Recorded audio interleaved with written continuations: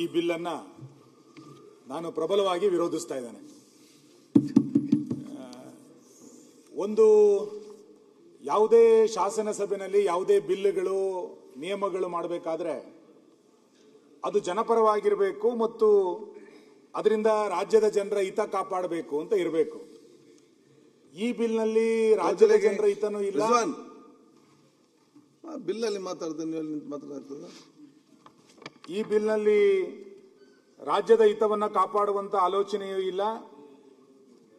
ಯಾವುದೋ ಜನಸಾಮಾನ್ಯರಿಗೆ ಇದರಿಂದ ಭಾರಿ ಲಾಭ ಆಗುತ್ತೆ ಎನ್ನುವಂಥದ್ದು ಇಲ್ಲ. ಶಿವಣ್ಣ, ಇದರಿಂದ ಕೇವಲ ಕಾಂಗ್ರೆಸ್ ಪಾರ್ಟಿಗೆ ಮಾತ್ರ ಲಾಭ. ತನ್ನ ಪಾರ್ಟಿಯ ಲಾಭಕ್ಕೋಸ್ಕರ ಈ ಶಾಸನ ಸಭೆಯನ್ನ ದುರುಪಯೋಗ ಮಾಡುವಂತ ಪ್ರಯತ್ನವನ್ನ ಈ ಬಿಲ್ಲಿನ ಮುಖಾಂತರ ತರ್ತಾ ಇದ್ದಾರೆ ಅಂತೇಳಿ ನಾನು ಇದನ್ನ ಬಹಳ ದೊಡ್ಡ ಪ್ರಮಾಣದಲ್ಲಿ ವಿರೋಧಿಸ್ತಾ ಇದ್ದೇನೆ. ಮಾನ್ಯ ಅಧ್ಯಕ್ಷರೇ, ಐಟಿ-ಬಿಟಿ ಸಚಿವರಿಂದ ಇದು ನಾವು ನಿರೀಕ್ಷೆ ಮಾಡಿರಲಿಲ್ಲ. ನೀವು ಬ್ರ್ಯಾಂಡ್ ಬೆಂಗಳೂರು ಅಂತೇಳಿ ನಿಮ್ಮ ಸರ್ಕಾರದ ಘೋಷಣೆ ಮಾಡ್ತಾ ಸ್ಥಳೀಯ ಸಂಸ್ಥೆಯ ಚುನಾವಣೆಗೆ ನಾವು ಇವಿಎಂ ಅನ್ನ ಬಿಟ್ಟು ಬ್ಯಾಲೆಟ್ ಪೇಪರ್ನ ತರ್ತೀವಿ ಅಂತ ಹೇಳ್ತಾ ಇರುವಂತದ್ದು ಒಂದು ಪ್ರಗತಿ ಕಾಣ್ತಾ ಇರುವಂತಹ ಪ್ರಗತಿಶೀಲ ರಾಜ್ಯದ ಲಕ್ಷಣ ಅಲ್ಲ ಇದು.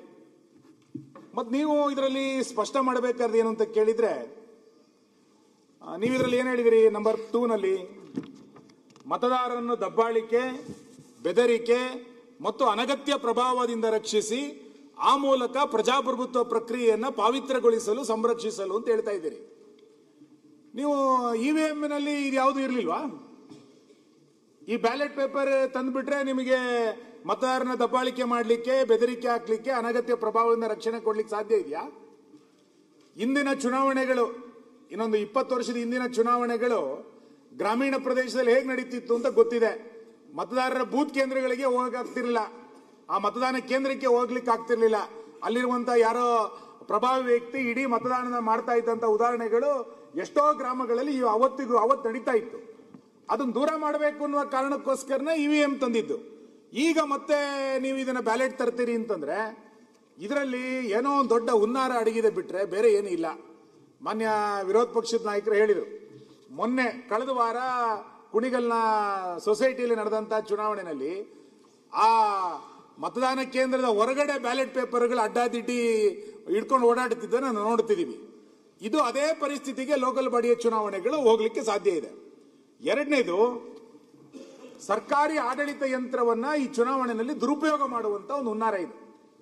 ನಿಮ್ಮದೇ ಪೊಲೀಸ್ ಅಧಿಕಾರಿಗಳು, ನಿಮ್ಮದೇ ತಹಸೀಲ್ದಾರರು, ನಿಮ್ಮದೇ ಕೇಂದ್ರ ಇವೆಲ್ಲವನ್ನು ಇರುವಂತ ಸಂದರ್ಭದಲ್ಲಿ ಸ್ಥಳೀಯ ಸಂಸ್ಥೆಯ ಚುನಾವಣೆ ಈ ಬ್ಯಾಲೆಟ್ ಪೇಪರ್ ಮಾಡೋದ್ರ ಮುಖಾಂತರ ನಿಮ್ಮ ಸರ್ಕಾರದ ಆಡಳಿತ ಯಂತ್ರವನ್ನ ಉಪಯೋಗಿಸಿಕೊಂಡು ಇದನ್ನ ವೋಟ್ ಬ್ಯಾಂಕ್ ಕ್ಯಾಪ್ಚರ್ ಮಾಡುವಂತ ಒಂದು ಹುನ್ನಾರವನ್ನ ನೀವು ಮಾಡ್ತಾ ಇದ್ದೀರಿ. ನಿಮ್ಮ ಸರ್ಕಾರ ಇದೆ, ಬಹುಮತ ಇದೆ ಅನ್ನುವ ಕಾರಣಕ್ಕೋಸ್ಕರ ವಿರೋಧ ಪಕ್ಷದ ಕಾರ್ಯಕರ್ತರನ್ನ ಹೆಂಗೆ ನಡೆಸ್ಕೋತಾ ಇದ್ದೀರಿ ಅಂತ ಗೊತ್ತಿದೆ, ಅದು ಚರ್ಚೆಗೆ ಬರಲ್ಲ ನಾನು. ಇದು ಕೂಡ ಅದೇ ರೀತಿ ದುರುಪಯೋಗ ಮಾಡಿಕೊಂಡು ಒಂದು ರಿಗ್ಗಿಂಗ್ ಮಾಡುವಂತ ಒಂದು ಹುನ್ನಾರವನ್ನ ಈ ಸರ್ಕಾರ ಮಾಡ್ಲಿಕ್ಕೆ ಹೊರಟಿರುವಂತದ್ದು ಸರಿಯಲ್ಲ.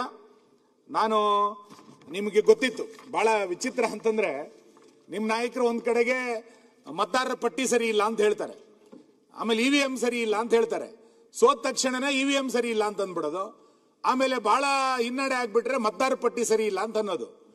ನೀವು ಮೊದಲು ಮತದಾರರ ಪಟ್ಟಿ ಸರಿ ಇಲ್ಲ ಅಂದ್ರಿ, ಆಮೇಲೆ ಇವಿಎಂ ಸರಿ ಇಲ್ಲ ಅಂತೀರಿ, ಮತ್ತೆ ಈ ಚುನಾವಣೆಯಲ್ಲಿ ಸೋತ ನಂತರ ಮತದಾರರೇ ಸರಿ ಇಲ್ಲ ಅಂತ ಹೇಳ್ಬಿಡ್ತೀರಿ ನೀವು.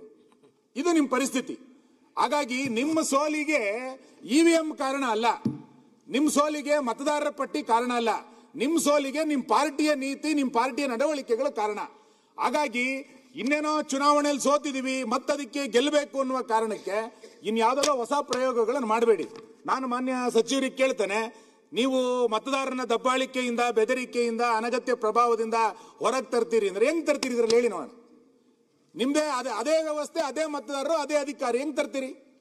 ಹಾಗಾಗಿ ಇದನ್ನ ಮರುಚಿಂತನೆ ಮಾಡಬೇಕು. ಯಾವುದೇ ಕಾರಣಕ್ಕೂ ಈ ಶಾಸನ ಸಭೆ ಇದಕ್ಕೆ ಒಪ್ಪಿಗೆ ಕೊಡ್ಲಿಕ್ಕೆ ಆಗಲ್ಲ ಅನ್ನೋಂಥದ್ದನ್ನ ನಾನು ನಿಮ್ಮ ಮೂಲಕ ಸ್ಪಷ್ಟಪಡಿಸ್ತಾ ಇದ್ದೇನೆ.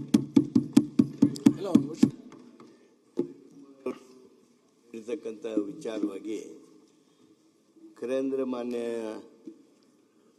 ಗ್ರಾಮೀಣಾಭಿವೃದ್ಧಿ ಪಂಚಾಯತ್ ರಾಜ್ ಸಚಿವರು ತಂದಿರತಕ್ಕಂಥ ಈ ತಿದ್ದುಪಡಿಯನ್ನ ಈ ನಮ್ಮ